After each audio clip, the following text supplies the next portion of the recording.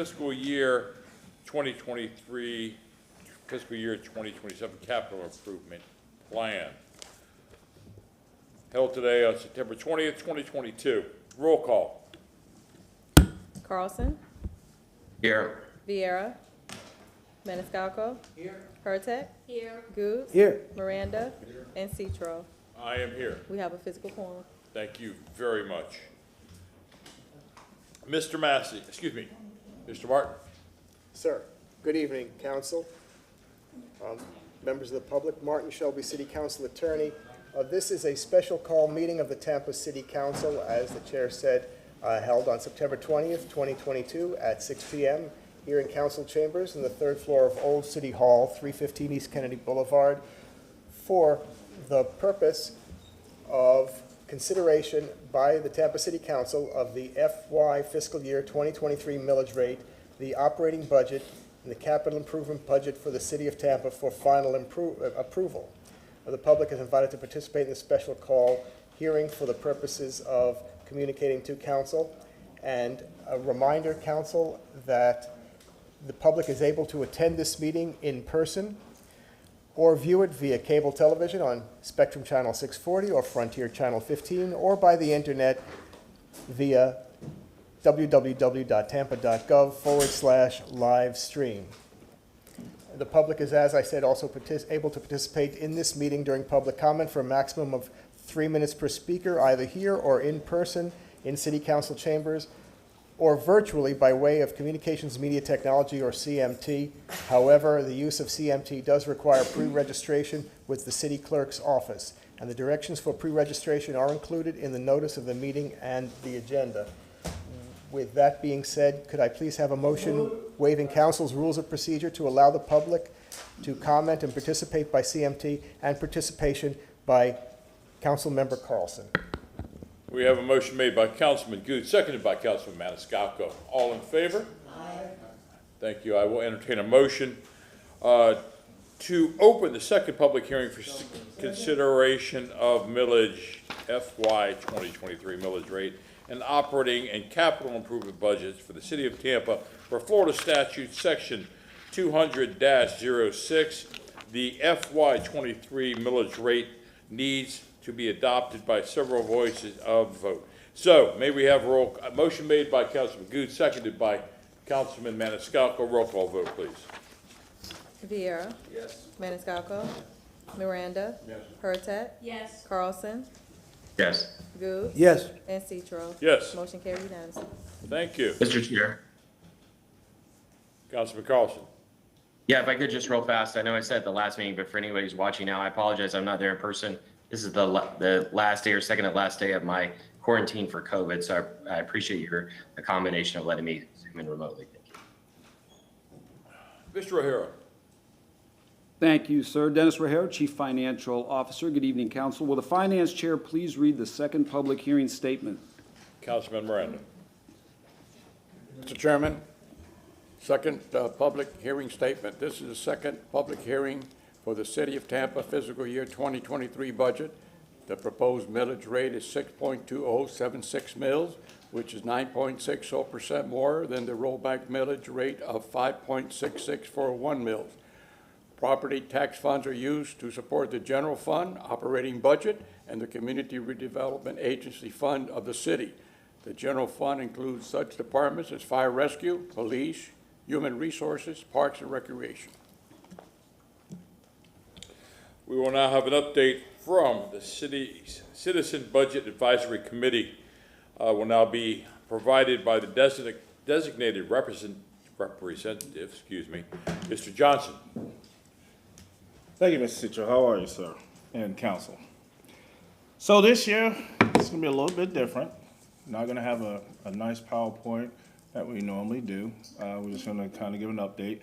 But before I do that, as always, I want to recognize my committee members that always made the effort to attend our committee meetings. I will start out by recognizing Vice Chair, but incoming Chair, Dr. Craig Newman, Andy Scaglione, Stephanie Pointer, Joe Farrell, and myself. I'm going to go over a few wins that we've had, recommendations that we've had, and that will start with 2019 as it pertains to my predecessor, former Chairman Stephen Lytle. One of the things that he started under his initiative was the continued parking rate study, the implementation of the new P-card program, the police body cam, and also the North Tampa Employee Health Clinic. Those are some of the initiatives that was undertaken by Mr. Lytle and continued by myself going into FY21. As a committee, we were able to sit down and really go over a lot of things and meet with different departments, and in doing so, we was able to, under Ms. Nguyen, we have the Community Development and Neighborhood Enhancement Department, in the sense of there was going to be one position that was created, but the chief and his staff was able to expand that department where there's more community outreach from the administration. So that's one of the areas that we recommended. Also, the grants department, the expansion of the grants department went from one individual to now 5 individuals across the city departments, scouring for those state and federal funds. We also recommended continued the parking rate study, and then continuing the parking rate study, we moved over into FY22, and parking rates increased in all the city-owned parking locations, which now the parking department is a truly functional enterprise department, rather being augmented by the general funds. So also working with the budget department for FY22, we were able to, well, they were able to find an additional 18 plus mil of state and federal funds that was allocated to affordable housing. So that's something that our committee recommended. And also, we like to see that the Dare to Dream program, the website has been updated, a little more informative. People are able to navigate it a little better, especially those that really don't know much about the program. So there's a lot of things that this committee has done over the past 4 years, starting with my predecessor, Stephen Lytle, and continuing under my chairmanship. And with that, I'm going to call up the new incoming chair, and that would be Mr. Newman. And I'm going to pass the gavel to Mr. Newman. And additionally, this is not only my last act as chairman, but also as a member of the Budget Advisory Committee. So it's been an honor, it's been a pleasure to serve the people of District 5 and the people in the city of Tampa as a whole. But it's time for me to take my leave from the committee and do some other things. So, Mr. Newman, Dr. Newman, your floor. Can you just tell me something I didn't know? Congratulations. Mr. Johnson. Mr. Johnson, can you please come back Yes. to the podium? Councilman Gooch, you are recognized. Ms. Johnson, thank you for your leadership. You know, I've watched the Budget Finance Committee when Mr. Lytle was there, and I watched his style, I watched your style. That's why I selected you as my person to be on that committee. When you first did your 2019 presentation, I can tell you I got numerous phone calls on how you presented yourself, how you looked into the budget. And I'm proud to say I was proud I selected you, because I knew as a young man when I coached you at PAL through the years, it makes me proud that one of my people could get up here to do what they need to do for this community. So I'm very emotional inside that you are leaving. But I understand your frustrations of why you're leaving. And I know there were a lot of difficult challenges with people not showing up, people not understanding finances and budget, and some of the people were selected to be on those committee. I'm hoping that with Mr. Newman's leadership that he'll be able to get people that will be able to do what we asked them to do. You brought a lot of light to the city about a lot of different issues. Some of them we acted upon, some of them we didn't.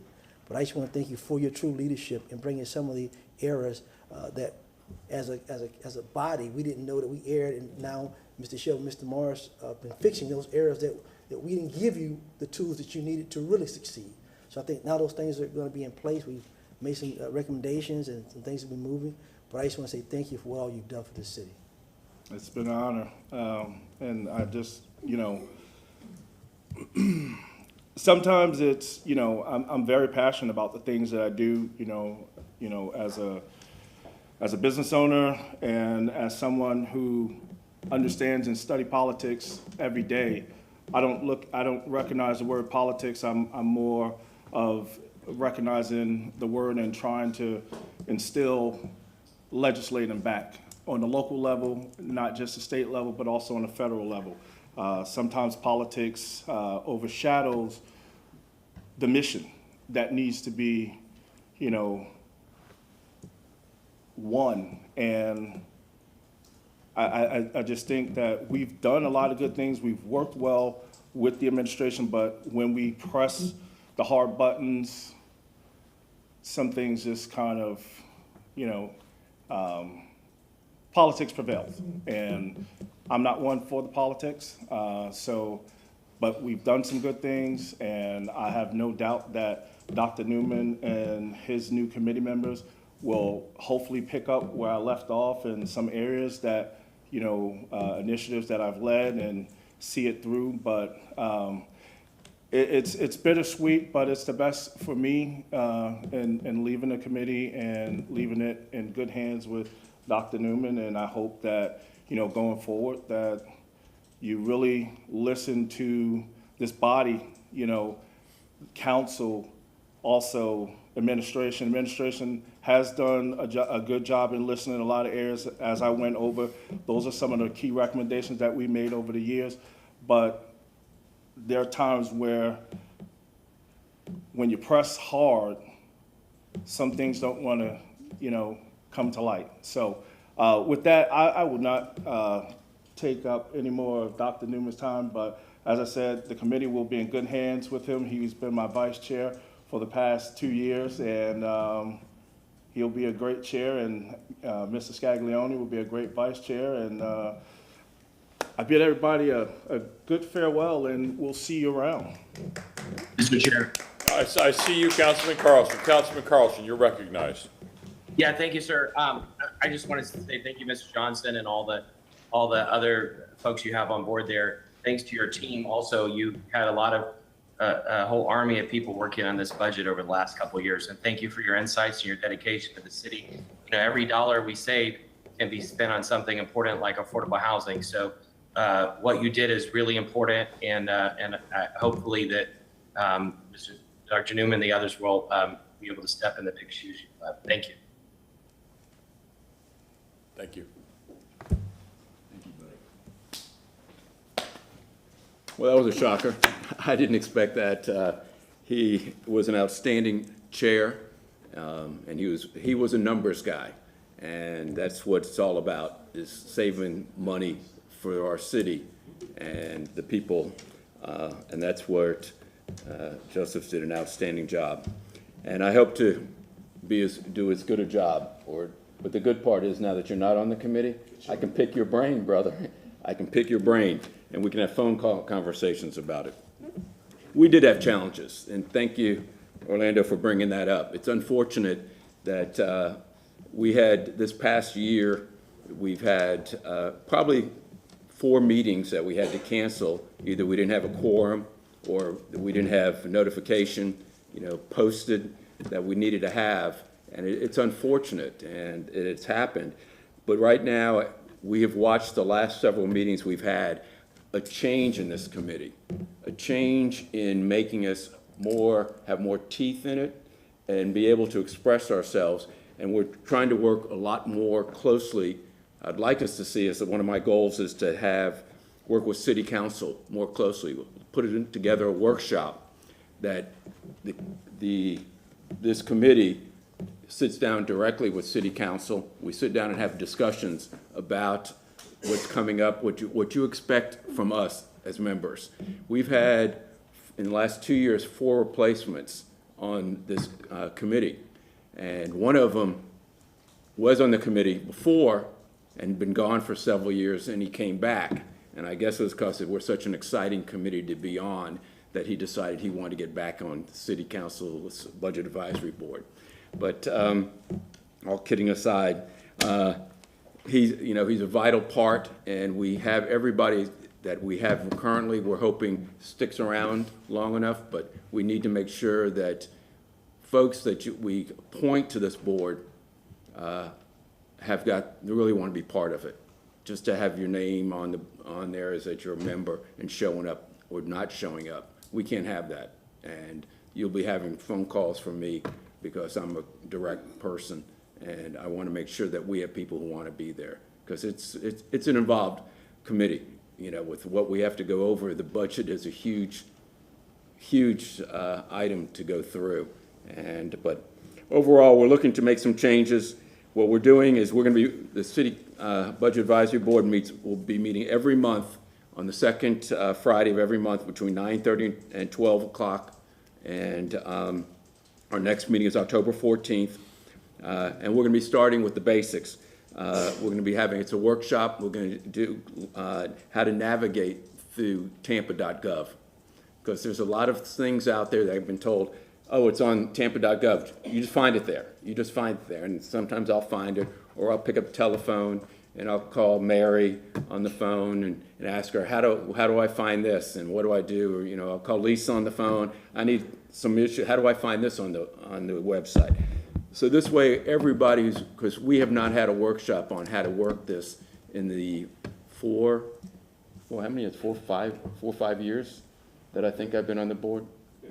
No, it's got to be 4 years for me. Talking about to view the budget? Yeah. It's past 4 years, because it's when, fiscal year. yeah, because when I got appointed when Bill Carlson was elected, so it's 4 years ago. But we want to start treating this like a committee, that we're involved in this, and not just an ad hoc committee, but a committee that we're into this. And there are some rules that we're learning, and we've gone through the Sunshine Law with everybody. And a lot of people don't know about Sunshine Law, and it's not something you would learn unless you've been involved in board situations. And I have, and we'll be following that as well. We're going to continue going back to doing some face-to-face meetings that have done previously to see what the asks are and what the needs are. But we're also going to do something that hadn't been done since I had been on this committee. We are going to start having, I forgot what they called it when I was in elementary school. What's that? Day trips. We're going to go and do the wastewater, see the new plants that are out there. This way you get a feel for what's going on. I remember Lytle used to talk about this quite a bit, but we never did it. And just to get more involved in knowing what's going on within the city. And when you get hands-on, then you get a chance and you meet with the department heads. But when you physically go out and see it, it makes a difference, has a bigger impact. And we're going to be doing that more often as well. But it's just, but I think that we're on a good course. And like I said, I'm looking forward to, I was talking to Tim this afternoon, and they're going to work on trying to figure out a time that the city council and the budget advisory board can sit down and do a little workshop. That's why I started this, and that's where I'm going to end it. I look forward to serving city council and picking your brains. But thank you so much for letting us present. Good to miss you, buddy. Thank you. Mr. O'Hara. Thank you, Mr. Chair. Again, Dennis Rajeros, Chief Financial Officer. Good evening. Before I start my presentation, I would also like to thank the Citizens Advisory Committee and Mr. Johnson. I have always appreciated your energy, your insight. You will be missed. You will be missed, I am sure. But thank you again for everybody's efforts throughout the years. And if I could have my presentation up, please.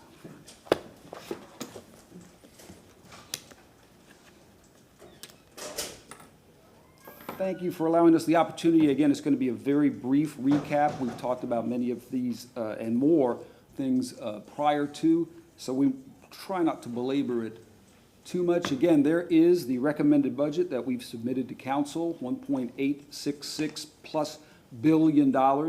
Again, a 3.5% increase over the previous year. 3/4 of the budget, as we've discussed before, enterprise agencies and general fund. That is the typical emphasis that we have. And you'll remember, Council, that when we entered this budget preparation process and indeed our negotiation process with the collective bargaining units, we tried to focus on 4 core principles, our 4 corners you see up there in the upper left corner. Housing, an emphasis on housing and providing assistance, especially in this environment, a continued emphasis. This has always been a hallmark of the Castor administration. Next, taking care of our valuable employees, not only in this pandemic and following the pandemic, but in this extraordinary inflationary environment. And next, guarding our fund balance. You've heard us speak to this many times before, and I'll elaborate in just a moment. And again, maintaining and in some instances, expanding our level of service, whether it's through staff, whether it's through projects, et cetera. If I can jump into just a little bit more detail in housing, you'll recall we started this recommended budget with just over $26 million in new money, brand new. This is not carry forward money. On the second line, you see we've added a potential $5.5 million, which we've discussed, from the American Rescue Plan Act revenue replacement funding for the solid waste department. And if you look on the last line there, we're coming back, as Ms. Travis mentioned earlier, in November with potentially millions and millions of dollars more in community redevelopment agency funding based on the actions that the CRA board takes at that time. We think that's a very, very large package right now. It's only going to get larger, as I mentioned, and again, emphasizes the mayor's and your emphasis on the housing crisis we're facing right now. And moving on to our employees, 9.5% across the board increases for all collective bargaining members, all the appointed unclassified positions, all the professionals, and all of the supervisors. Again, an emphasis on those 3 R's you've heard the Chief of Staff mention: recruitment of valuable employees, potential employees, and the retention and reward of those that are already here. Again, working through COVID, facing 40-year high inflation, and in this very, very strong labor market. I won't go off on a tangent, but you see and you read about the national GDP, gross domestic product, continuing to decline, and yet we have an historically strong labor market. It's very, very important to retain and recruit the best and the brightest, especially now. And the third corner, our fund balance. We've shared this with you before. We are drifting back towards our outside of the Great Recession and outside of the COVID pandemic, what has become our typical 23-24%, speaks very, very well to a number of things. Our financial resilience, our financial preparedness in the face of uncertainty, and this is a very uncertain economic and financial time. This is a very nice picture as we come off of the federal and state funding associated with the pandemic. And our level of service, beginning with staffing. We've shared this slide with you before. Just over 70 new positions, again, still far below where we were in 2007, and yet over 70 new positions to maintain services, to meet existing demands, and to expand some services to meet expanding demands. These are those positions broken down by our strategic goals. And then we have those same positions broken down by the departments, so you can see the emphasis. 20 in the water department, they are changing how they operate over there. Housing and Community Development Division, 9 positions. Transportation, 7. And I won't read the entire slide to you, but again, maintaining and expanding that level of service when we can. And of course, maintaining and expanding a level of service is not simply confined to staff, although we certainly need staff. Nothing gets done without them. But also continuing in our very, very ambitious infrastructure and capital improvement program. It's an investment, as we've discussed, not only in our present, but in our future. I'm fond of saying your 5-year capital improvement program is really the city's destiny, and you see it remains ambitious, nearly $2 billion. The continuation of the PIPES program with an emphasis in water and wastewater. major solid waste, not only renovations at the waste-to-energy plant, but some operational changes that are going to lead to efficiencies and better service. And we've talked about that. Significant investment in stormwater. Council will recall, I think it was the last council meeting, we led a significant contract for the continuing success of our stormwater efforts. In summary, Council, and you may have inferred this from Mr. Johnson or Dr. Newman's presentation, but this has got to be one of the most participatory and collaborative budgets that I've been involved in since I got here in 2009. And I think it shows. I think we've got a very tight, quality product based on all of the dialogue that's taken place, whether it was the beginning of the union negotiations in April. And again, we got those negotiations finished prior to the budget for maybe the first time, at least maybe the first time I've been here. And the mid-year, remember, we typically started off with council with a bang at mid-year in May, giving you an update as to what's happening in the year we're in and preparing us for the year that we're going to enter. I think this budget accommodates both the mayor and your priorities. And I also think, and I've said this before, and I'm not the only one, it's an especially significant budget because it accomplishes so many things in the face of all these challenges that we've had, that they're not of our making. 40-year high inflation. The pandemic. Is it over? Is it not over? I don't know, but it certainly had an impact, and it continues to have somewhat of an impact. Just ask anybody who worked during it. Chair, something that you said recently kind of struck with me. You mentioned, and I think it was correct, there was nobody to call and say, hey, how'd you all handle your last pandemic? I mean, it was it. You know, in the back office, we talk about sink or swim, and by the way, the lake's on fire. You know, it was something for the past couple of years. And you've heard the chief of staff say, this is the busiest he's seen it in the 30 years that he's been here, and yet we are accomplishing so much, in my opinion. We've said it before, some of you have said it.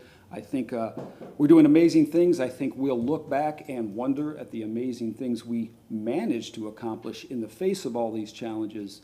And I think when we do, this budget, providing for the capital improvement program, the significant pay increases in this environment, I think this budget will be counted as one of those amazing things.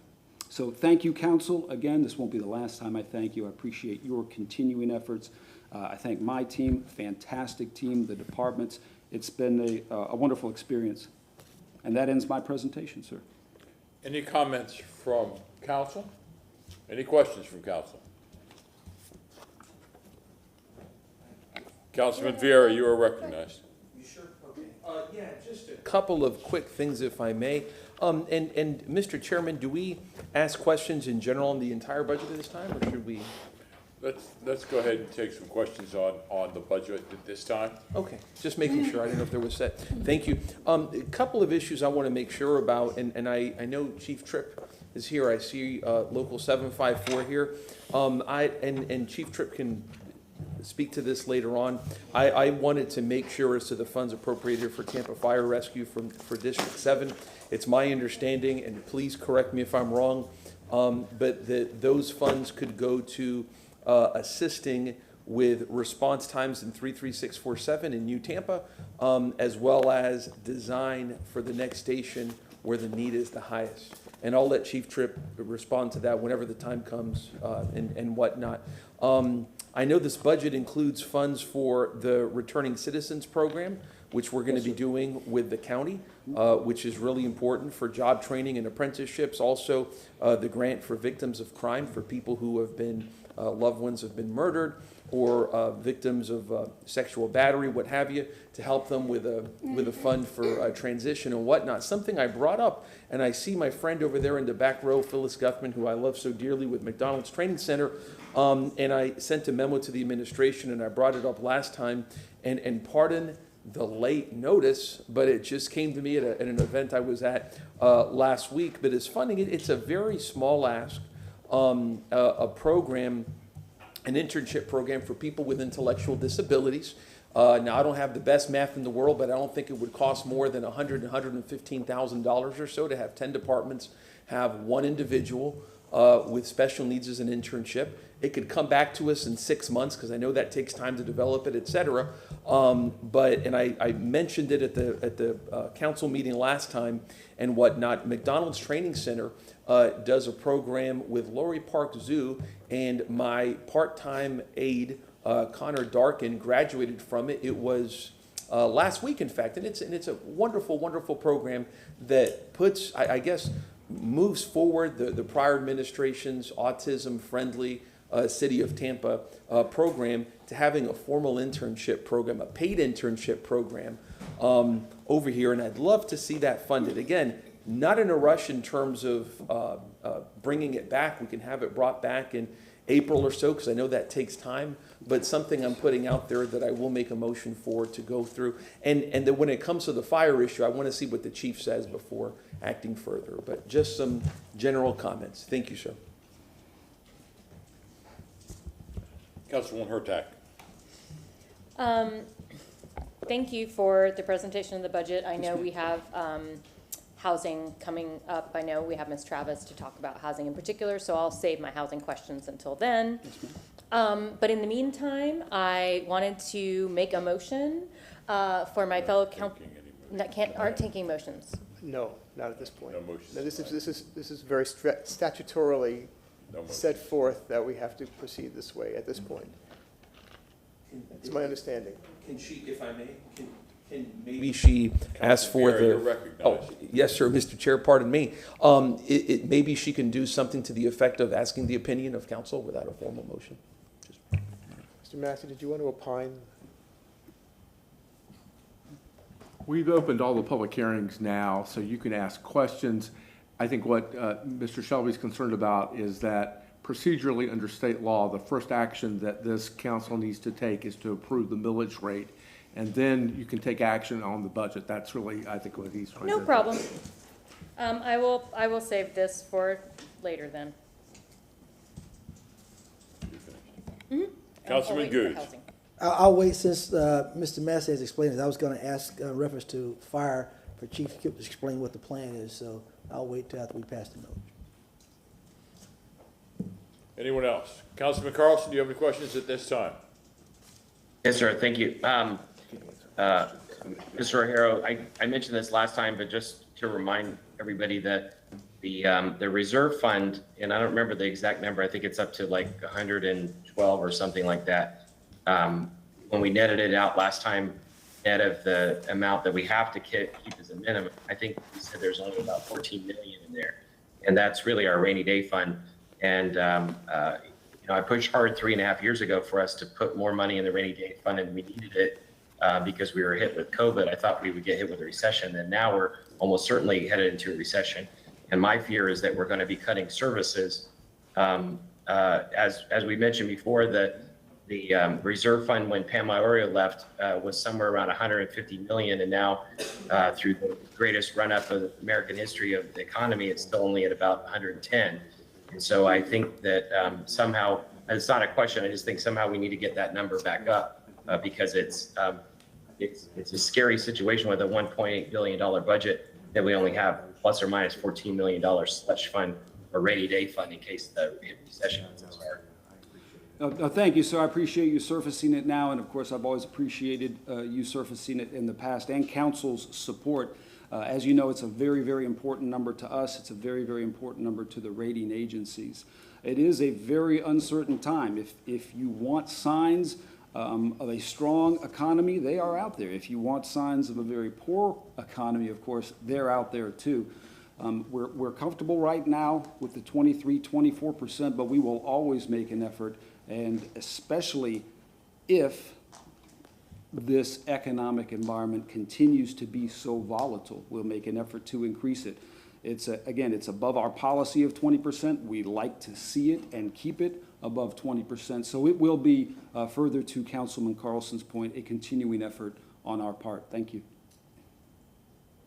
Any other comments or questions? Mr. O'Hara, I'm going to open this up to public comment at this time. Thank you, Council. Anyone who wishes to make public comment for the fiscal year 2023 millage rate and operating capital improvement budgets. can make their comments at this time. And if you would, please form a line, my left, your right.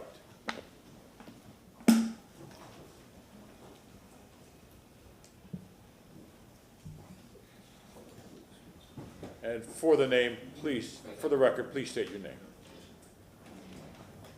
Hi, my name is Simon Rowe. I'm here with Tampa Bay Community Action Committee again to talk about the funding for housing here in Tampa. Honestly, disappointed in the allocation for the budget. I think leaving a lot of funding up to the future to be dated is a mistake when we can already see there is a housing emergency now. I think we need to be preparing to allocate more now. I think relying too much on very restricted grants for most of the housing budget is a little weak. We could do more here at the city level to fund housing in addition to that, so the funds aren't as restricted.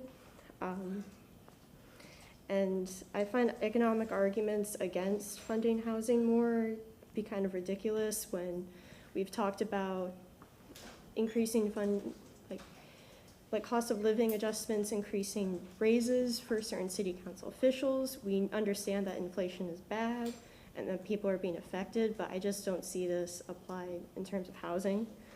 And it's weird to be here, like the last meeting, budget hearing I went to, like hearing it discussed that we could increase sidewalk funding by tenfold, but where is that energy for housing when it's such an important issue that it's literally 0.1 on budget priorities, you know? Honestly, the rainy days are here when it comes to the housing crisis. I think City Council should act now when it comes to this budget. I don't think this is an issue that can wait personally. And honestly, I don't think this is the most participatory budget. I know I wasn't here for the last one, but I really want to see people from the city of Tampa participate more because, I don't know, it does feel like coming up here again and again, not being listened to, but thanks. Thank you.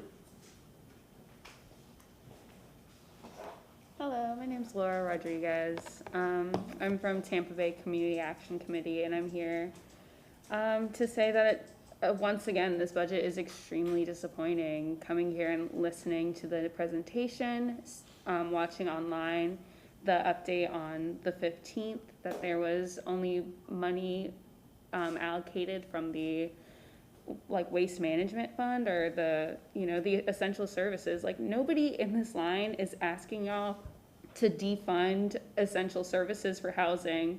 We need both funded. Both are essential. We're entering hurricane season, so we don't need y'all to be doing this. Like, where my family's from, Puerto Rico, is dealing with massive flooding. Sorry, it's really emotional because it's the 5th year anniversary of Hurricane Maria. So we really don't need y'all to be defunding that. What we need y'all to do is take money away from services that aren't performing to where they need. Like, they need to, like the police. So we know that the police have been investigated for racist housing programs this year. So what y'all need to be doing is taking money from the general fund, like y'all were saying. You were saying that housing is your #1 priority, yet no money is going to housing. Housing is on #1 for everything and anything, but again, there's no money. Y'all can't even make 10% for that. And honestly, the person before me said, this is a rainy day. We were coming in here drenched because of the rain. Now's the time to act now. And honestly, it was really disappointing the last budget meeting how y'all were willing to make motions to submit or to push hundreds of thousands of dollars into other things, but nobody had the guts to make a motion to move money to housing. Y'all just said, oh, let's, it's our #1 priority. Let's think about this. Let's think about this real hard. And then nothing happened. It's embarrassing. It's laughable. So yeah, I encourage you to not trust this budget. Y'all need to take power and responsibility for what's in your hands now. Y'all can't blame it on the mayor's budget. It's already over here. Y'all already voted yes on it to take it. So now do something with it. Thank you. Thank you.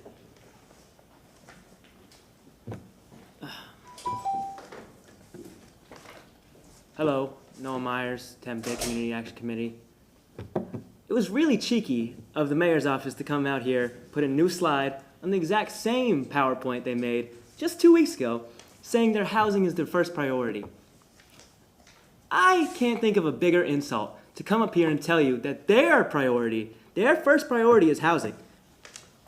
Every week, people come out here and say, not enough money for housing, not enough priority being done, not any action being taken. And they come out here and pretend as if they are working for us. I can't think of anything more ridiculous. And I am so tired of this. So tired of this.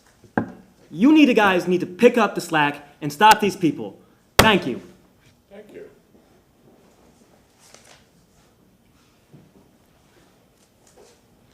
Hey, David Jones, TBCAC. Also speaking about housing, I think that more money should be allocated from the general fund to go towards housing. I know there was a big conversation around the end of last meeting about pushing 10%, making the housing budget 10%, which I fully agree with. We're at a time of crisis. Folks are saying that. Folks have been saying that.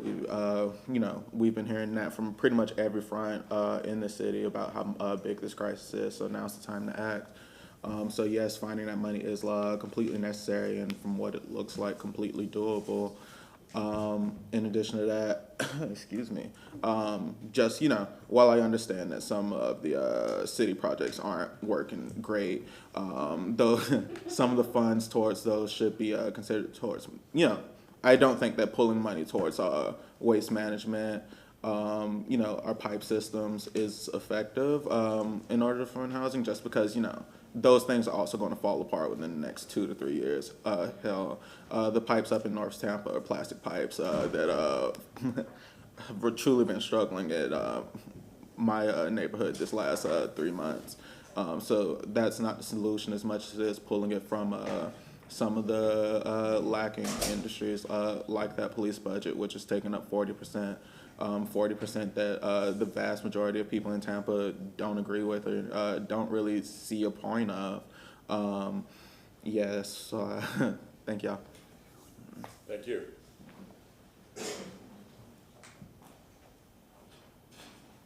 Hello, my name is Taylor Cook. I'm with Tampa Bay Community Action Committee, and I'm also here to talk about housing. I think last time I was really angry, but now I'm just really disappointed. I think last time I was wrongfully hopeful that we would get at least 10% of the general fund, and we can't even get that. We can get a potential $5.5 million. Nobody wants a potential $5.5 million. People want actual actions, We can talk about how we are worried about people not coming to city council meetings, not participating in these budget hearings, but why would anyone want to when you guys aren't working for us? This includes city council and the mayor's office. When we come out here time and time again, voice our concerns, and they're clearly not being heard. This is really incredibly disheartening. It's undemocratic, and it's not fair for people to spend time away from their families, come straight from after work to come to these meetings just for nothing to be done. That's what I wanted to say. Thank you. Good evening. My name is Peyton Hoey, and I am with the Tampa Tenants Union. We are here tonight because the working people of Tampa have been suffering under a housing emergency for almost 2 years now, and Jane Castor's 2023 yearly budget fails the people and fails to address this housing crisis. We see a $15 million increase in the police department budget from 2021, while they continuously brutalize and harm our community.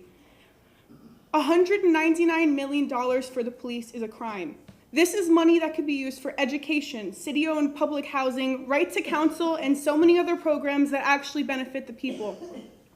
It is ridiculous that Tampa Police Department is being investigated for its egregiously racist, crime-free multi-housing program, also known as Renting While Black, yet their bloated budget continues to grow and grow, representing a third of the general funds. The public is still facing the consequences from this Renting While Black program, whereas entire families were evicted for the alleged arrest of one member. The same police department that not only allowed, but encouraged the displacement of Black and brown children and families is being rewarded for their actions.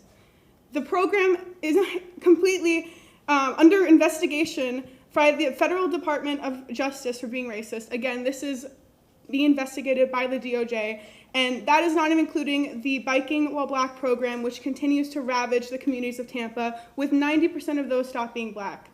This program is clearly racist, backwards, and unacceptable, yet it continues to go without the city even pretending to take accountability.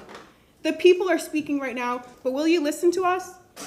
Because we don't need new police cars. We don't want $199 million in police funds, and we cannot continue to reward these crooked cops. We need money to truly fund public, city-owned housing, universal right to counsel to those facing evictions, investment in public transit, and in education. Tampa Tenants Union also demands $40 million from the American Rescue Plan to go to the Tampa Move-In and Rental Assistance Program. City Council, it is not too late. Vote no to this budget and yes to one that actually represents your constituents. Thank you. Thank you. Hi, my name is Robert Ewing. I'm also with the Tampa Tenants Union, and I agree with most of the other speakers. This budget is disappointing, and it's not only disappointing, it's criminal. Working people and tenants in the city are struggling, not being able to afford their rent, and living in unsafe living conditions, and this budget does not put even like a fraction of the money necessary towards addressing the unprecedented housing crisis that we're in at this moment. More money needs to be taken from the general fund, from the bloated police budget, to actually start to really address these problems and put forward real solutions like universal right to counsel and public housing. So, thank you. Thank you. Hello, my name is Ali Abdelkader. I'm a new resident of Tampa, and this is the first time I'm able to make it out to a city hall meeting. I work a 9 to 5, so I can't participate in the process when public comment takes place during the working day. But I'm here, and I want to say it surprises me that my understanding is this body at an earlier time declared it to be a housing state of emergency. And although at the time it refused to let people vote on rent control, now when this budget comes in and there is no actual concrete money going towards housing, just promises of future money, potential money coming in, that we're just going to accept this when we have declared that we are in a housing state of emergency. It doesn't make sense. It doesn't make sense when you think about it from the perspective of, isn't government supposed to serve the people? And I want to thank Tampa Community Action Committee and the Tampa Tenants Union for coming out here tonight and declaring that. And I want to say the reason that all of us came out here today is because people still take the Tampa City Council seriously. People still take the mayor's office seriously. And we want to see you guys take action. We want to see you guys alleviate this housing crisis. There are some real good policy points that could be brought into action. Right to counsel for tenants who are facing evictions. This helped many New York residents stay in their homes when they were being evicted, because they actually now had a chance to challenge their landlords in court. This is something that we could do here in Tampa. This is something concrete that could be used to help the renters of Tampa Bay. But it seems more and more clear to me every day that the mayor and a large portion of the city government does not seem to actually be interested in helping to serve the people of Tampa, the working people of Tampa. Instead, they seem to be very interested in helping the developers, the developers who backed Jane Castor's campaign, in helping boost up property prices in Tampa, right? That's not something that actually benefits the working class of Tampa, but it is something that benefits the developers, the people who own property, and that is ultimately what it seems to be all about. But, if you want to continue to be taken seriously, please take action. Thank you. Thank you.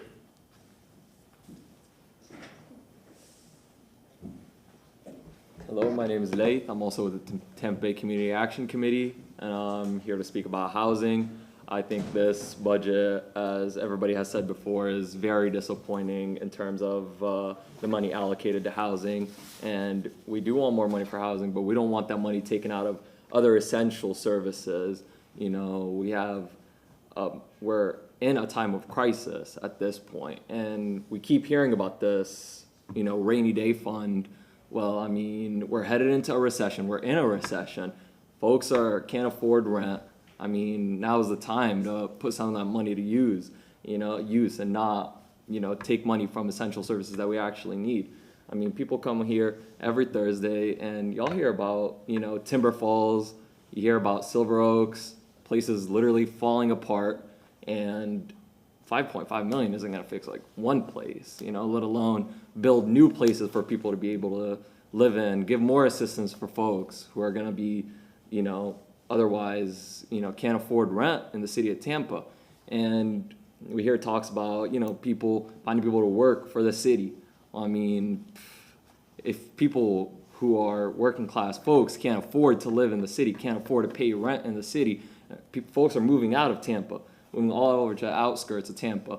People are gonna be able to work in the city. And so what we really need is more money for housing, and not all this, you know, running around and trying to, you know, get together scraps from other places that we also really need money for. So, thank you. Thank you.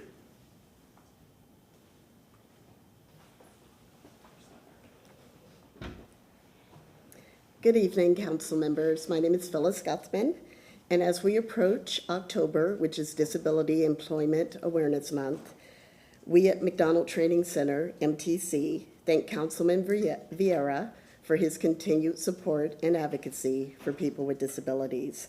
We appreciate his commitment and that of the council to provide opportunities for individuals with disabilities for full inclusion. At McDonald Training Center, we are committed to employment programs and training opportunities that he is suggesting, which can make the difference between a person having a career rather than a lifetime of entry-level jobs. Thank you so much for your time. Thank you.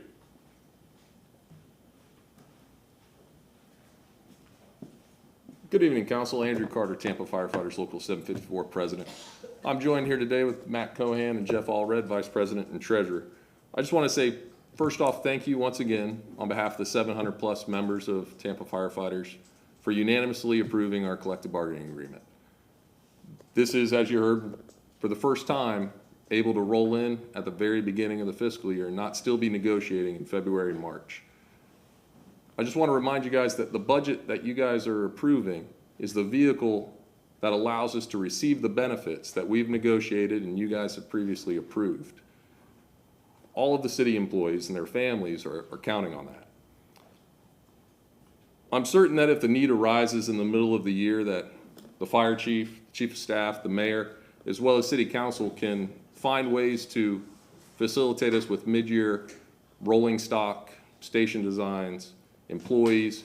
We need to also start working with the developers. All of the land use that you guys approve needs to come with some caveats as to creating some brick and mortar, and the city provides the employees and the rolling stock for those stations. Once again, I want to thank Dennis Rogero and his office staff for being wizards with the budget, as well as you guys for your continued support for all employees, the ATU, Steve Simon's unable to be here, he's at an international convention, as well as your continued support for fire and police. Thank you. Thank you.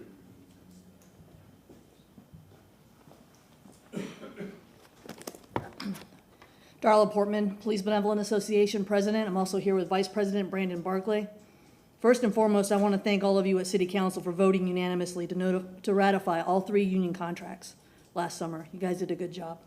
The PBA, the IAFF, and the ATU worked hard to make all of our contracts be negotiated, signed, and ready for City Council before the budget was set. I believe that was the first time in the city's history that actually happened. And it was thanks to Chief Bennett and also CFO Rogero to make sure that took place. The employees of our great city look forward to a smooth transition on October 1st. However, we can only do that if City Council passes the second reading of the budget. I encourage all of you to vote unanimously yes today, so the city can move forward in efficiency to the next fiscal year. Thank you. Appreciate it. Thank you.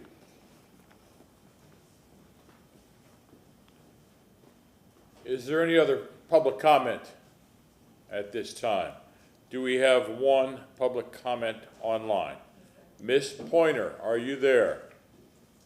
Yes, sir. Can you hear me? Yes. I know you guys would miss me if I didn't show up. All the voices who are here speaking about more money for public housing or for housing, period, need to lean into this all for transportation tax. The all for transportation tax needs to be passed. It is currently, the current cost of transportation in the city of Tampa is 18%, which is double the national average. If we can get the transportation costs down, then we can certainly make headway in other areas. So that money can be used to be moved to other areas. So take that into consideration when you're having your next meeting, folks. We have to examine all the funding sources, and we need more public safety funding. We need impact fees for public safety. We need more fire stations. We need more EMS. We need the ability to have more EMS workers to come. And we're going to have to find funding somewhere. I'd like to also point out that the market, as a realtor and property manager, the market is beginning to shift. You're seeing more apartment complexes that are offering a free month. You're seeing more apartment complexes come online.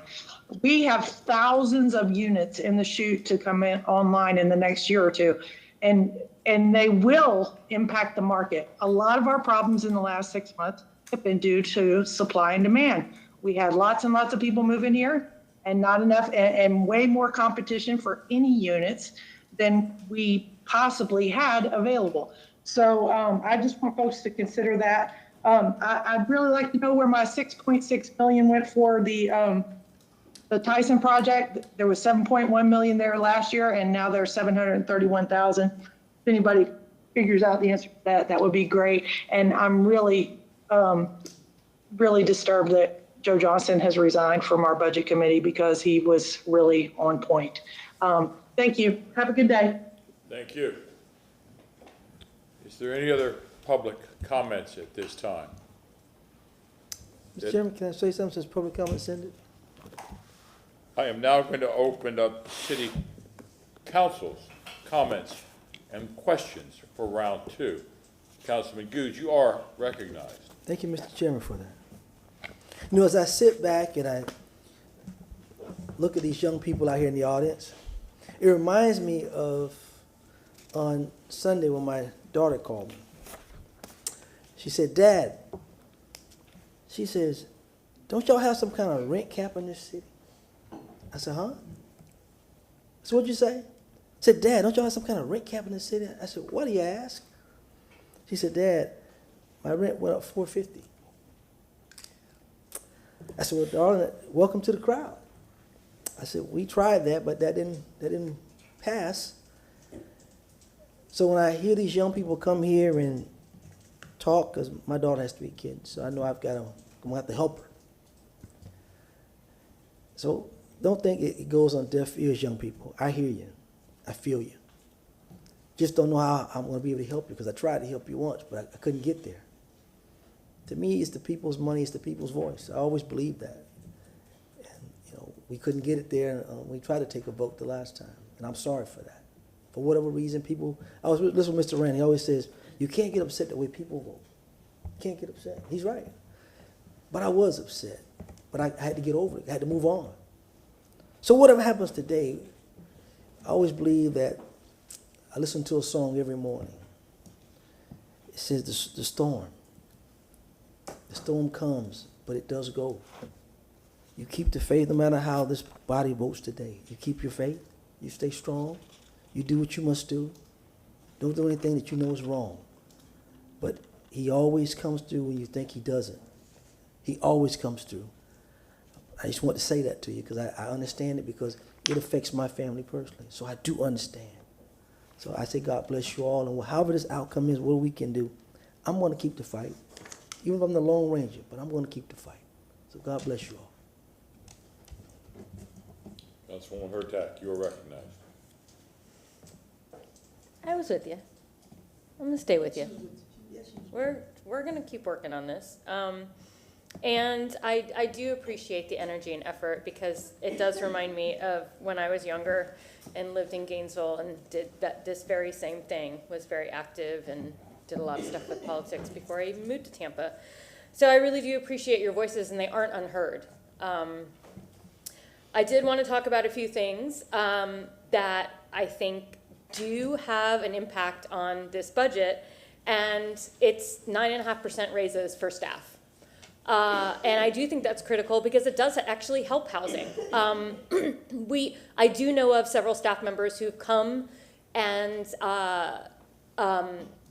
have had trouble finding housing, whether or not they're living in a car or are about to get kicked out of an apartment, and what do? So by approving this 9.5% raise, we are helping our employees keep their housing and keep their stay where they are, help their families. I also wanted to let you know that there is currently a pilot project for evictions, dealing with lawyers for evictions. So that pilot project is beginning soon. I believe Ms. Travis can talk about that when she comes up, but I did want to let you know that we did hear you and we are working on that.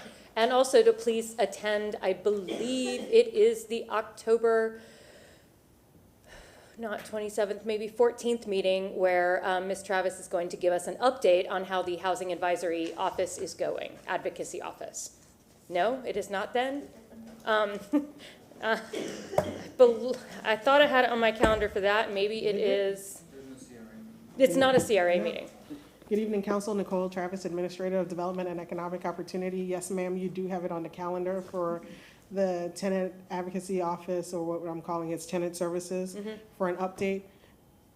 But that office isn't stood up until October 1st. I will not have anything to provide you because that's, as a part of this budget, includes the $400,000 that you've allocated for the Tenant Services team to start doing that. So that office isn't going to be up in time.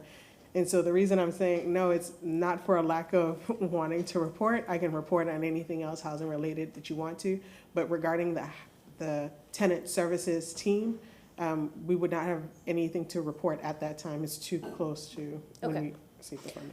Thank you, and that actually goes forward to other things I wanted to talk about with this budget, and that my goal was to get to 10%. In closer, further discussions with the Housing Department, Ms. Travis specifically, Mr. O'Hara also, it concerns me that in the fiscal year 2022, we allocated $5 million. But because of getting everything started, getting things up and running, only $1.3 million was allocated. Was spent. Thank you. Let's look for the simple verb here. Spent. So right now we have $3.6 million left over that's going to roll over. So instead of just looking at the numbers, for me, I'm going to be looking at how this money is spent. So one of the things that I'm proposing, and I don't think I can do it yet, but I'll tell you what I will be proposing, is requesting a quarterly budget update around these 5 housing buckets. And Ms. Travis, I know we'll talk about this in a minute. Homelessness service, public services, rental assistance, homeownership, and acquisition and rehab. That includes funds allocated for the full year, expended during the quarter, encumbered during the quarter, and left available, so that we can all talk about this as a community as the year goes on, to find out, to not just say, okay, we're allocating this amount of money, but what are we doing with the money? How is it being used? And if it's not being used, why not? What are the roadblocks and how can we help staff? So one of the best ways we can help staff is we're hiring 9 new people in the housing department. And if Ms. Travis will correct me if I'm wrong, but those people haven't been hired yet because it's not October 1. So we have to go through the whole process of hiring. I'm not trying to make excuses. I'm just trying to explain the system and how we're going, how this is going to have to occur. The $5.5 million from solid waste, I appreciate that you don't want to take money away from another project, but this is really where we're getting the money from at this point. We are putting a ton of money into preparation. and resilience. So if you looked at those budgets, when you put the budget up of the capital improvement projects, we had the most money going toward water and stormwater. And that's our pipes project and our replacement of pipes project, or rather stormwater project. And then this money was going to go toward solid waste because we have to rebuild our entire solid waste. So I really appreciate the mayor's thought toward this and how we're really focusing on the future, which hasn't been done in past administrations. It hasn't been done for many years, and we're making up for lost time. But it does not mean, it means we don't have a ton of money for this. So what I'm looking at is the 26.4 million. I don't just look at that. I'm looking at the 3.6 million that's left over. I'm looking at the 5.5 million from solid waste that, again, we're going to be looking at quarterly. So at the half-year mark, let's see what it looks like. How are we using the housing money we have? And the 5.5 million, is it time? If we take a look at the study, does it work? Can we move the money? Can we use the money in the fiscal year? Because that's the part that's concerning me most of all, is that we had money in this fund that we weren't able to expend. So that is really going to be my focus this next year. And then the 10.6 that we're possibly getting from the CRA, that if you missed the meeting well, I guess it's been 2 hours now, but the 5 o'clock meeting, we had a quite a lengthy discussion on how we are going to ask the CRAs to pay for or to step it up and give more money toward affordable housing, and how that might look, and how it's not going to look the same in every CRA. Some of it's going to be acquisition, buying land. Some of it's going to be toward home ownership goals. Some of it's towards rental assistance. I wish I could say this issue is as cut and dry as I want it to be, because like you, I just want to throw more money toward it, but it's not as easy as that. So when I add all that up, I get 46.129 million, which isn't 55, but I feel like we clawed some money. And I hope you can see that we're clawing the money. In fact, I don't know how much that and those 9 full-time housing department employees are going to cost, but I'd like to throw that money in there too, because that money we wouldn't be hiring 9 more housing people if we didn't have a housing crisis. So I really do want to say thank you to Nicole Travis and her team for doing what they can. But my promise is this is not a finished budget. It's not done and we're finished tonight. We're going to keep at it. We're going to have quarterly updates, and they are going to be public. Well, I'm going to ask, at least. I hope my brethren agree with me, but that's going to be my motion, that we're all going to sit down and talk about this. Where is the money going? How is it being allocated? Where is it not being spent? And how can we help it to be spent, if that makes sense? So that's my goal. Ms. Travis, I know, is going to come up and talk a little bit about more about housing now, but I felt I really needed to say that because it's not just as cut and dry as throw money, because we tried that last year. And it was only $5 million, but it didn't go where we wanted it to go. So this year, we're going to put more money toward it, but we're certainly going to keep a much closer eye. Yes, I'm finished. Thank you very much. Councilman Vieira. Couple of things. You know, one bucket, and I'll support your motion whenever it's made and we're allowed to go on it, Councilwoman Hurtak. I would also suggest another bucket we were going to have a disability housing workshop Thursday, but I'm moving it because of the charter. Maybe take a look at the unique area of disability-related housing for people with disabilities, whether it's intellectual, physical, et cetera. But I'll be glad to support it.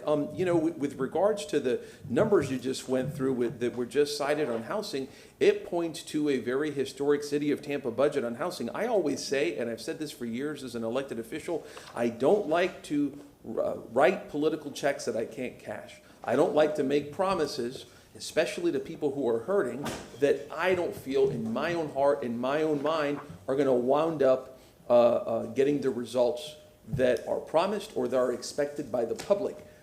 There are various proposals that have been put forth with regards to housing. Some of them, I believe, fall under that political checks analysis that I put. This clearly doesn't. This is something that is dollar for dollar, a very, very historic investment in housing, and obviously I'm going to support that 110%.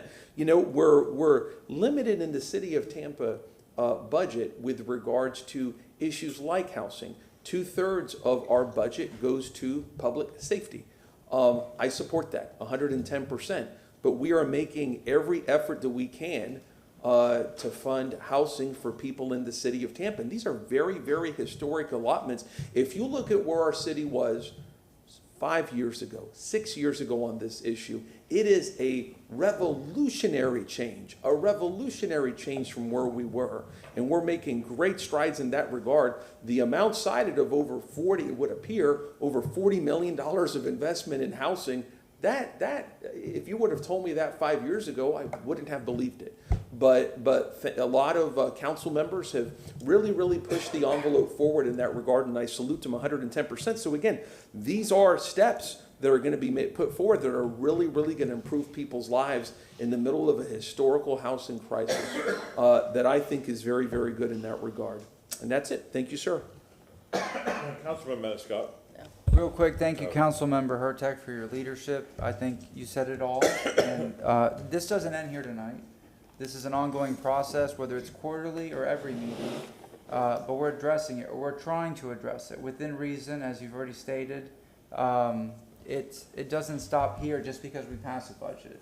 The funding begins October 1st. It's a new fiscal year, and we have new opportunities. But we can certainly look at this quarterly or more frequently than just once a year, where we see our progress, see how that money is being spent, making sure that it's going to the right, it's being allocated properly and going to the right places where it benefits the most people.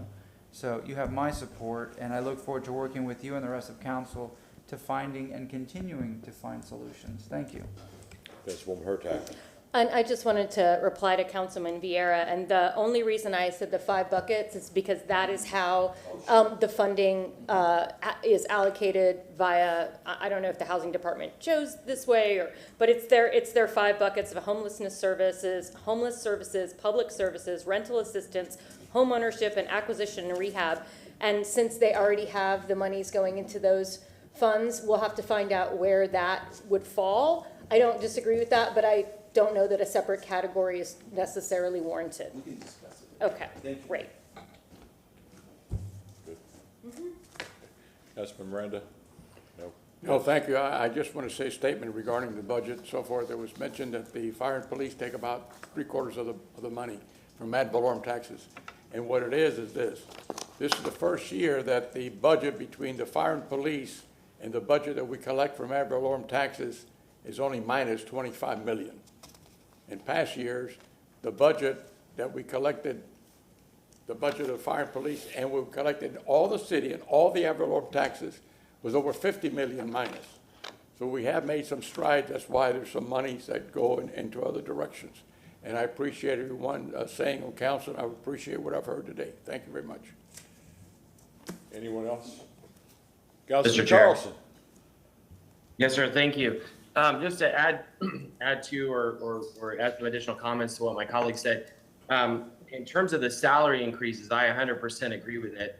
And I've said this before, but for anybody who's watching for the first time, you go back to the Great Recession, the staff in the city of Tampa did not have any raises for many years. And as we came out of the recession, as I understand it, the raises did not keep up with inflation.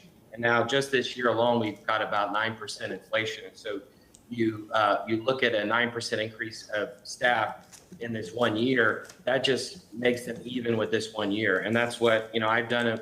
In my own company, I've given an inflation increase. And I think most organizations have given inflation increases because it's necessary. As my colleague mentioned, we need our own staff members to be able to afford food and housing and other things. We don't want city staff living out of cars or any other situations like that. And then second, though, is that they're not getting a 9% increase next year. And so if there is high inflation next year again, they're not going to get that. They're going to get about half that. And so what we've done is we've caught up just this year. We haven't caught up with the 10 or more years that they were behind, and we've got to catch up for the future. And if we want the best people, if we want good people, honest people in all these departments, and we really want the best people who can perform well, we've got to pay them well.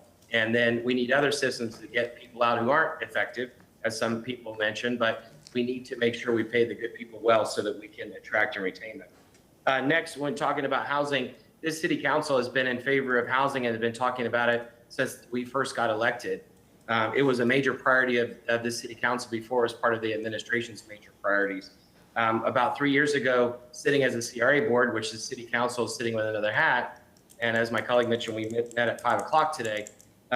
We set aside, we asked our staff, CRA staff, to set aside 30% of the CRA money for affordable housing. Unfortunately, the staff that were assigned by the city, by the administration, just decided to ignore that. And now we're trying to catch up. Had they allowed us to spend that or enabled us to spend the money that we supposedly control 2 years ago, we might have been a lot farther along in this. In our own budget that we met on a couple hours ago, we said we reaffirmed that we want to spend 30%, and we're trying to work with staff to allocate it quickly and find the highest and best use for those funds so that we can get people houses and hopefully get people to buy homes.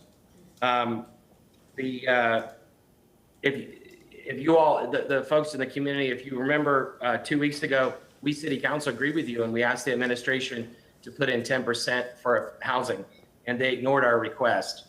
2 weeks ago, I voted against the budget because I had many problems with it. Not a single person from the mayor's office or staff called me to ask me why I was concerned about it or to follow up on any of the comments I made. And so if you feel frustrated that the mayor's office is ignoring you, believe me, I feel frustrated as well because they're ignoring me and some of council. We've got to be able to move forward with this community. When the mayor's office wants something like a new office for their staff, they decided for 500 new staff, instead of renting space, they decided to spend $108 million out of general fund money. And when I asked a couple weeks ago, could we maybe move the water department folks in there and use some of the enterprise funds to offset that so we could use some of that money for affordable housing, they said no. And then if you add up the $108 million for the new office building for 500 people and you add the interest, they're very willing to bond that out. They're not coming to us to bond housing, but they'll bond that out. It's $71 million for interest, probably another $40 million or more for O&M. Over the life cycle of that office, it's going to be probably $220+ million. That was pushed through very quickly without a competitive bid, by the way, except through an archaic interpretation by the legal department. I don't see the same initiative from the administration on housing, unfortunately. Toilet to tap, a $2 to $6 billion project that the public doesn't want. There's a whole team of people in the administration, including the resiliency officer, which is a great hire by the mayor. He's apparently spending most of his time trying to sell increasing water rates to drink toilet water to the public when we don't need it and the public doesn't want it. The bottom line to the public is that this city council is trying to listen. We're trying to follow up. We need your help getting the administration to listen to us and listen to them. Thank you. Ms. Travis. Good evening, Council. Nicole Travis, Administrator of Development and Economic Opportunity. I didn't have a formal presentation for you, but I have taken notes through the public comment and council member comments. Also, there was a request by Councilwoman Hurtak to get a snapshot of what has been allocated in these different buckets over the last 3 fiscal years. So if you would allow me the opportunity to make some general comments and present that information. And so, yes, sir. Councilman Gooch, you are recognized. In your comments, Mr. Carlson triggered something in my mind. He talked about bonds. And that triggered something in my mind. And we bond a lot of stuff, and he said bonding housing. And bond what? Bonding housing, getting bonds for housing. That just triggered. So I may ask a question about it. You may can respond to that during your presentation, but that triggered something. We talked about we get bonds for water, pipes, and that just triggered something for me. Okay. So, when Mr. Carlson says that the mayor's office has not been responsive to housing, I am the mayor's office. I am the mayor's office. And so I would contend that I have been very responsive to this council. Housing affordability is in the mayor's T3 plan that was presented in 2019 when she took office. It's what I read before I took this position. And I would contend that I have been in front of you almost every week talking about housing and providing you solutions. So when you make a comment that the mayor's office has not been responsive to the housing crisis, I take a personal affront to that because I have been working my tail off to provide solutions with a small but mighty team that has been creative in finding solutions and continuing to perform when you ask us to. This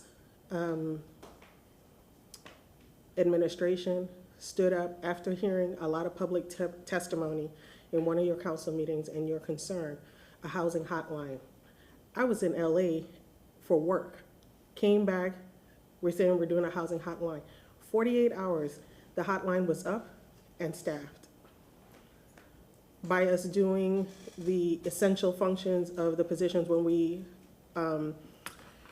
assign staff for a hurricane and there's a crisis, we have know your role and there's employees that are assigned. We declared this a crisis, not the same as a hurricane, but a crisis nonetheless. That's how we got employees to work that housing hotline, which, by the way, it still continues to this day until we turn it over to the tenant service team when that office is stood up with full-time employees. So I am the mayor's office, okay? The tenant services department was something, or tenant advocacy office was something that you asked for. You asked for $400,000 to do that. The budget hasn't been approved as yet, but I have presented a framework to you to be presented and to be executed upon the approval of this budget. The Bay Area legal services that I think one of the public comments talked about, right to counsel. Everyone has a right to counsel. It's whether or not you can pay for it or not. As a part of your request and the administration being responsive to that, the Bay Area Legal Services contract is coming before you on October 6th for that partnership to do that. I am the mayor's office.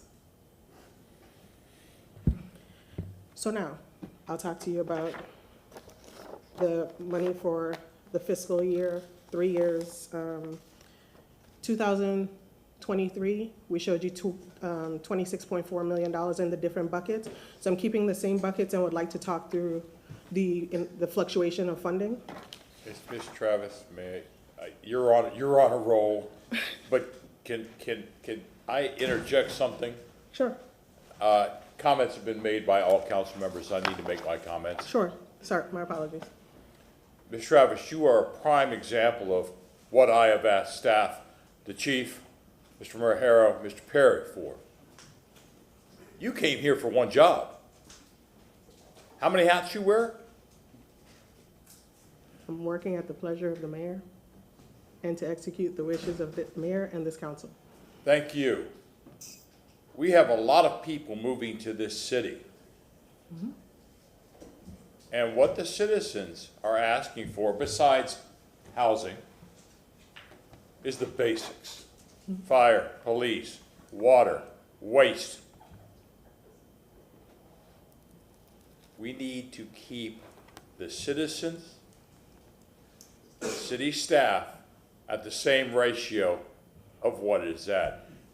You wear 4 hats. We are now going to ask for more services in housing, legal services.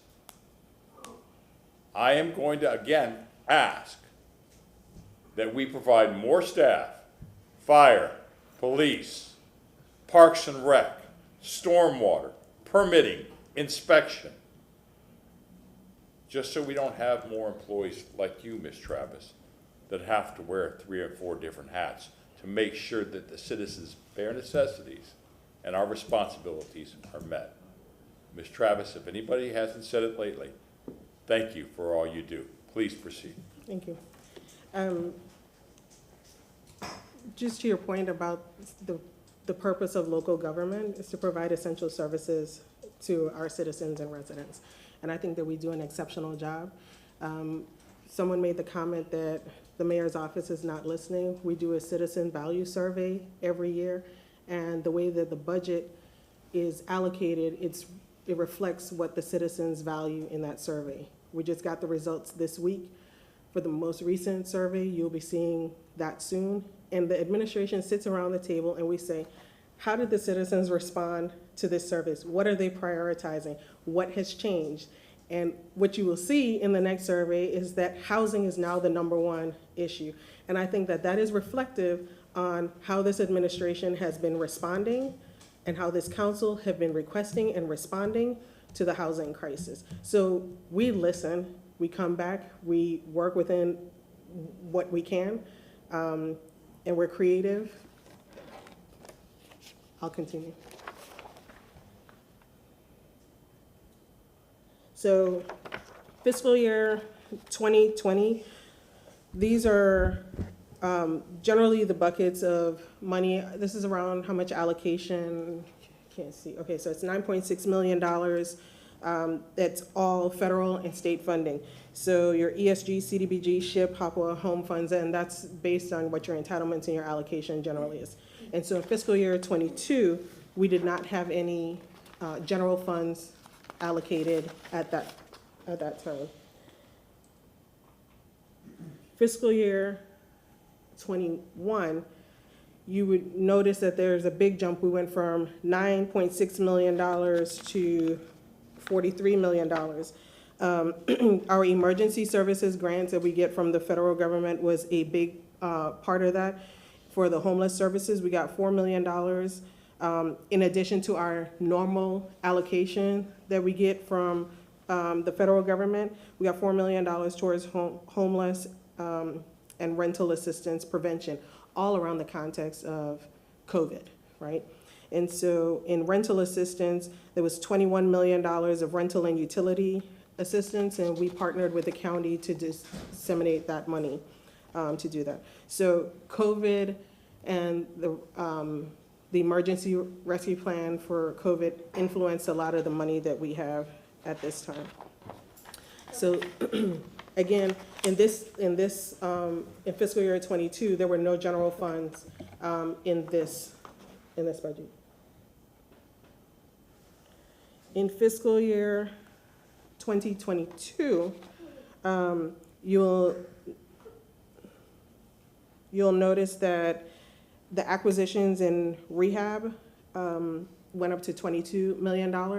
That's a result of the American Rescue Plan Act, $16 million of ARPA money we put into the acquisition and rehab, because we do recognize that our only way out of a housing crisis is through providing more of the supply on the supply side, so supply and demand.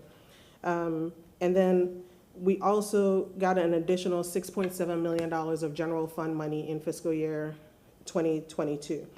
The COVID CARES Act money has pretty much been expended except for CDBG. So we have a small amount left in CDBG.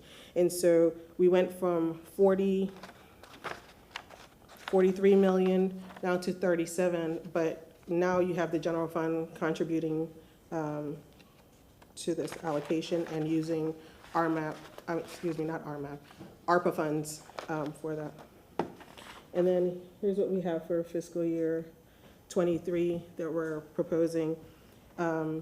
General fund, and one of the things that you should know is that the federal government they oftentimes look at cities that are performing very well in certain areas and they award additional money. Like if they have money left over that hasn't been awarded, they'll go back to a successful city that has done a great program and provide you additional money. There's also times when you can go through a competitive bid for certain pots of money, and we went through a competitive bid for HOPWA funding, and we got $750,000 that went to our homeless services bucket, and that includes some general fund money in that line item as well. The public services, you saw that pretty much kind of stayed consistent. We didn't put additional money. That's because there's federal restrictions that you only can allocate 15% of your allotted funds to public services. So that pretty much stays around the same number. The rental assistance is general fund and HOPWA money at $6.9 million. Home ownership is a combination of federal and state funding, but does not include what the CRA has allocated for down payment assistance.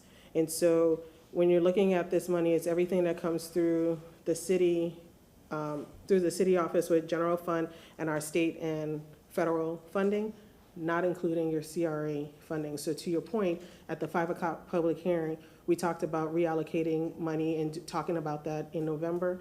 If we were to achieve the 30% in the CRA allocation, it would exceed the 10 million of ad valorem revenue. And so can't make any promises. We'll have that to you in November to do that allocation. But just know that your home ownership and acquisition line items that you see here, there's additional funding, but it's just in your CRA budget for that. And then what we're presenting to you is a $26.4 million for housing. I'm available for any questions that you may have. Comments or questions? Mr. Chair. Councilman Carlson. Yes, thank you, sir. Ms. Travis, you know that I have the utmost respect for you, and my comments were not directed at you. I'm glad that you're on board, and I think you're a superstar is trying to fix a lot of things. The fact is that the administration hasn't been focused on this and a lot of other things, and many other areas like roads and sidewalks and bike lanes, just about everything else, parks. They spent 3 years planning and very little time actually doing anything. And now our resiliency officer is spending most of his time trying to sell to the public a project that may cost $6 billion that the public doesn't want. Our CFO's office spent a lot of time coming up with $108 million out of the general fund that was bonded out for a new office building. It's going to be very nice, but had you had access to the resource of the resiliency officer or the CFO to spend $108 million bonded out or any other resources, you could have done great things with affordable housing and many other things. I have full confidence in you, and hats off to the administration for bringing you and your colleagues on board. But the fact is, we've got to get beyond planning, and we've got to get the rest of the administration beyond planning and to actually getting things done. And we need them to listen to what the public wants and to listen to what City Council wants, because this is real hard work that we're doing for the community. And the community is tired of the politics, and they want to move on to actually getting results for the community. Thank you. Anyone else? Mr. Chair, may I forgot to respond to Mr. Good's comment about the bond. I would have to work with the budget team to look at that. There's different ways to bond and projects, but I'm going to take this opportunity to say the same level of energy that is being brought to City Council to solve the affordable housing crisis, they need to understand that there are other bodies that get way more funding than the city, and that energy should be brought to those bodies as well. We are not a public housing agency, and I would encourage them to take that energy there as well. They have way more funding than we do. Mr. Chair? Councilman Goods. You know, I appreciate what you do for me. I mean, you when I ask you and Mr. Elise to get it done, you get it done. That's all I can say. As people can see, you kind of like me sometimes. You just let people know how it is, you know. And I'm appreciative of that because you're up front. That means you're not scared to say what you got to say to get your point across. So I'm appreciative. I understand that. So I love what you do. When questions are asked, you know, that's why the man on the screen said that you're arrested, because when you come before him and when he gives the business out, you respond. Whether we like it or not, you respond, but you give the answers. And I know Mr. Carlson's heart, and he respects it because you don't get up there and get fluff, you don't get fluttered, you just say what it is, how you gonna make it happen, and that's all anybody can ask for. So I'm proud of what you do, and your counterpart, because you get it done. And again, there are a lot of agencies, but a lot of times we can't depend on those other agencies. We got to depend, like I said, you got to deal with your own house. Don't disagree. Just take that energy there as well. I got it. So duly noted. And again, you appreciate it. Thank you. Councilman Vieira. May I speak, sir? Councilman Vieira, Thank you're you. recognized. Thank you. Yeah, no, and I wanted to reemphasize what you said about other agencies and government bodies, and that's what I was speaking to before, which is it's slightly miraculous that we're getting all this money from the city of Tampa, because you take a look at Hillsborough County, they deal with a lot of social welfare issues. And I, by the way, I use that term as a fan of social welfare programs, you know, a fan of affordable housing, healthcare, nutrition, et cetera, et cetera. I'd love to see for the city to get more involved in that. Historically, we have had more of a limited role in that regard. So this expansion is very, very significant. So, I mean, if you want to go, you know, fishing where the fish are, right? go also to Hillsborough County, the state of Florida, et cetera. So I wanted to re-enter that because your comments are very, very well taken. Thank you. At this time, I am going to close public comment, and we are going to go on a 10-minute break.